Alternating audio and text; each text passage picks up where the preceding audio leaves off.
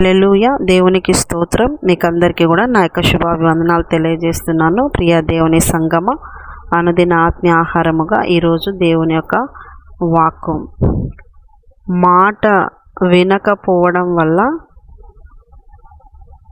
పాపము, పాపం వల్ల మరణం, మాట వినటం వల్ల జీవము, నీతి పొందుకుంటాం. ఈరోజు దేవుని యొక్క మాట ఏంటంటే, అపోస్తులైన పౌలు 24వ అధ్యాయము 16వ వాక్యము. ఈ విధమున నేనును దేవుని ఎడలను మనుష్యుల ఎడలను ఎల్లప్పుడూ నా మనస్సాక్షి నిర్దోషమైనదిగా ఉండునట్లు అభ్యాసము చేసుకొనుచున్నాను. హల్లెలూయా. దేవునికి స్తోత్రం. ఇక్కడ పౌలు గారు ఈ మాట చెప్తా ఉన్నారు. పౌలు గారిని ఒక దోషిగా నిలబెట్టి ఫెలిక్స్ దగ్గర నిందలేస్తున్నప్పుడు, ఇతని వల్ల యూదులలో కలహం రేపుతున్నాడు, మతభేదాలు సృష్టిస్తున్నాడు, ఇతను చాలా యూదుల మధ్యలో కొట్లాటలు తెస్తూ ఉన్నాడు అని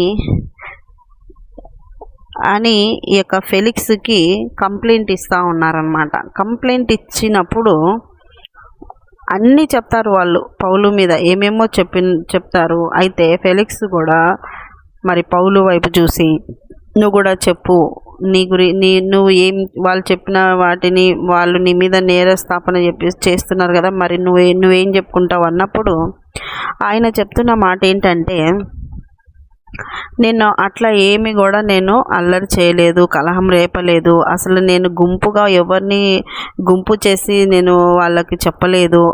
నేను ఇక్కడికి వచ్చి కూడా 12 రోజులు అయింది అంతే. యెరూషలేముకి వచ్చిన తర్వాత నేను ఇక్కడ దేవుని ఆరాధించడానికి వెళ్ళాను అలా చెప్తూ ఆయన చెప్తున్నారు. ఇక ఫెలిక్స్ ముందర చెప్తున్నాడు ఏంటంటే, నేనును దేవుని ఎడలను మనుషుల ఎడలను ఎల్లప్పుడూ నా మనస్సాక్షి నిర్దోషమైనదిగా ఉంటున్నట్లు అభ్యాసం చేసుకొంచున్నాను. పౌలు గారు ఫెలిక్స్ ఎదురుగా ఈ మాట చెప్తున్నాడు. ఏమని చెప్తున్నాడంటే, దేవుని ఎడల మనుషుల ఎడల మనస్సాక్షి నిర్దోషమైనదిగా ఉండేటట్లుగా అభ్యాసం చేసుకుంటున్నాడంట. అభ్యాసము అంటే ఎక్సర్సైజ్ అనమాట. చూడండి, ఫిజికల్గా డైలీ ఎక్సర్సైజ్ చేస్తూ ఉంటారు, రన్నింగ్ చేయటం, ఎగరడం, దుంకటం, తర్వాత కొన్ని ఎక్సర్సైజ్, బాడీ ఎక్సర్సైజ్ చేస్తూ ఉంటారు. ఫిజికల్ ఎక్సర్సైజెస్ మరి ఫిజికల్గా మంచి ఆరోగ్యాన్ని ఇస్తాయి. అలాగా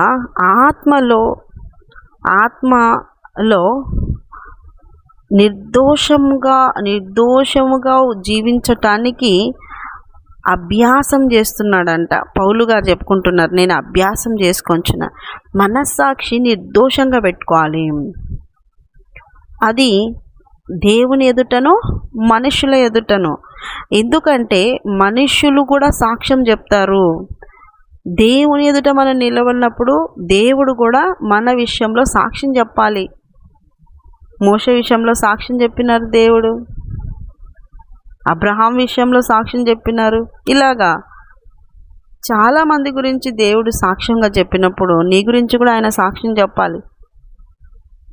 అయితే ఆయన ఎదురుగా నీ జీవితం ఎలాగుండాలి?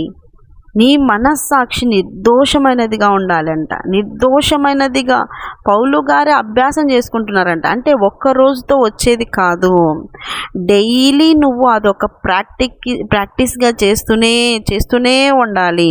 చూడండి, మనస్సాక్షి నిర్దోషంగా ఉండాలి, మనస్సాక్షి కల్మషం లేకుండా ఉండాలి, మనస్సాక్షిలో దోషము కనబడకుండా ఉండాలి, దోషము ఉండకుండా చూసుకోవాలి, జాగ్రత్త వహించాలి. లోకము బహు చెడ్డగా ఉంది, దుష్టత్వము పెరిగిపోతున్న దినాల్లో ఉన్నాము.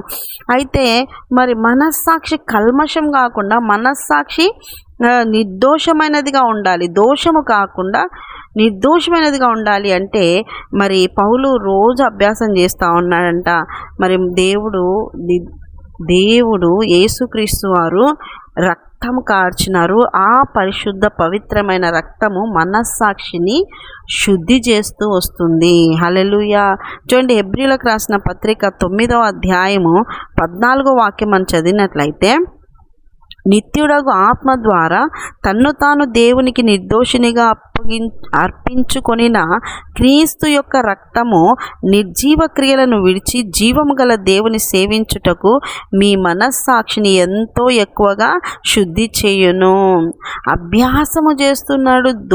దోషము లేకుండా మనస్సాక్షికి ఎలా శుద్ధి చేసుకుంటున్నాడు, ఎలా దోషం తగలకుండా కాపాడుకుంటున్నాడు అంటే మరి వాక్యమును పట్టుకొని ఆయన రక్తము ద్వారా ఆ మనస్సాక్షిని శుద్ధి చేసుకుంటూ వాక్య ప్రకారంగా బ్రతకడానికి అభ్యాసం చేస్తూ ఉన్నాడు.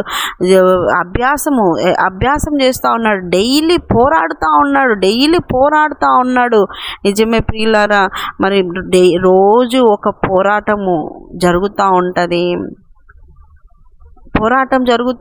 దోషిగా నిన్ను నిలబెట్టాలని సాతానుగాడు చూస్తాడు. నిన్ను అపవిత్రంగా చెయ్యాలని సాతానుగాడు చూస్తాడు. నీ యొక్క పరిశుద్ధతను దొంగిలించాలని చూస్తాడు. నీ ప్రార్థనా సమయాన్ని దొంగిలించాలని చూస్తాడు. వాడు నీ చుట్టూరా తిరిగి వాడు నిన్ను మనస్సాక్షి విషయంలో నిన్ను కల్మషం చేయాలని, అపవిత్రంగా చేయాలని, దోషం కలిగినదిగా చేయాలని, దుష్టత్వం కలిగినదిగా చేయాలని, ఇంకా రకరకాలైన స్వభావాలు కలిగినదిగా నీ మనస్సాక్షిని చేయాలని వాడు చుట్టూ తిరిగినప్పుడు నువ్వు ఆ దోషము లోపలికి రాకుండా ఆ యొక్క లోక సంబంధమైనది, ఆ యొక్క సాతాను సంబంధమైనది లోపలికి రాకుండా నిన్ను నీవు ప్రొటెక్ట్ చేసుకోవడమే అభ్యాసం చేయడం, పోరాటం. అలాంటి ఆత్మీయ స్థితిలో మీరు ఎదగాలి, కనుక్కోవాలి. నేను దేని కొరకు యేసయ్యను నమ్ముకున్నానో, నేను ఆత్మలో ఎలా పోరాటం జరుగుతుంటే వివేచించుకోగలుగుతున్నానో అవన్నీ కూడా నువ్వు వాక్య ప్రకారంగా నిన్ను నీవు పరీక్షించుకుంటూ నీ మనస్సాక్షి కల్మషం కాకుండా శుద్ధిపరచుకుంటుండాలి. మరి ప్రార్థనలో ఎప్పుడు కూడా యేసు రక్తాన్ని ప్రోక్షిస్తున్నాను, శుద్ధి చేయి ప్రభువా, నా మనస్సాక్షిని శుద్ధి చేయని అడగాలి. శుద్ధి చేయమని నువ్వు ఎప్పుడైతే అడుగుతావో అప్పుడు నీ యొక్క మనస్సాక్షి శుద్ధి అవుతా వస్తుంది. ఒక్కోసారి అన్ఎక్స్పెక్టెడ్గా కూడా మరి ఏదైనా దేవునికి వ్యతిరేకమైన మాట, తలంపులు మరి అనుకోకుండానే పుడుతున్నప్పుడు వాటి విషయంలో ఎంత పోరాటం ఉంటుంది. అప్పుడు కూడా యేసయ్య నీ రక్తాన్ని ప్రోక్షిస్తూ శుద్ధి చేయి. మనస్సాక్షి శుద్ధి చేయబడుతూ వస్తుంది. యేసు రక్తం వల్ల మనస్సాక్షి శుద్ధి చేయబడుతుంది. ఎందుకంటే ఆయనను సేవించడానికి శుద్ధ హృదయం కావాలి, పరిశుద్ధ హృదయం కావాలి. ఆయనను సేవించే వారందరూ పరిశుద్ధులై ఉండాలి. నేను మిమ్మల్ని ఎందుకు పిలిచినానో మీరు పరిశుద్ధులుగా బ్రతకడానికి నేను మిమ్మల్ని పిలిచినాను. దావీదు గారు మొరపెట్టుకుంటారు, శుద్ధ హృదయము నాకు కలగచేయుము. పరిశుద్ధమైన మనస్సాక్షి, కల్మషము లేని మనస్సాక్షి, నిర్దోషమైన మనస్సాక్షి కావాలి దేవుణ్ణి సేవించటానికి. కనుక పౌలు గారు అలాగ నేను అభ్యాసం చేసుకుంటున్నాను నా ఆత్మీయ స్థితి విషయంలో అని అక్కడ ఫెలిక్స్కు చెప్పుకుంటున్నాడు. అయితే ప్రియ దేవుని బిడ్డలారా, ఈరోజు నేను దేవుడు నీతో మాట్లాడుతున్నాను. నువ్వు ఆత్మీయ జీవితంలో, ఆత్మీయ పోరాటంలో నీ మనస్సాక్షి ఎక్కడ కల్మషమవుతుందో, ఎక్కడ దోషం అంటుకుంటుందో, ఎక్కడ పాపమునకు చోటు వస్తుందో, ఎక్కడ నీ పరిశుద్ధతను కోల్పోయే పరిస్థితి వస్తుందో, మాటల ద్వారానా, చూపు ద్వారానా, సెల్లు ద్వారానా, ఇంకా ఏ దారి ద్వారా నీ మనస్సాక్షి కల్మషం అయిపోతుందో నువ్వు గమనించుకో. ఆ గమనించుకున్న తర్వాత ఆ కల్మషం అంటుకోకుండా నువ్వు అభ్యాసం చేయి, నువ్వు పోరాడు, నువ్వు గెలువు, నువ్వు జయించు.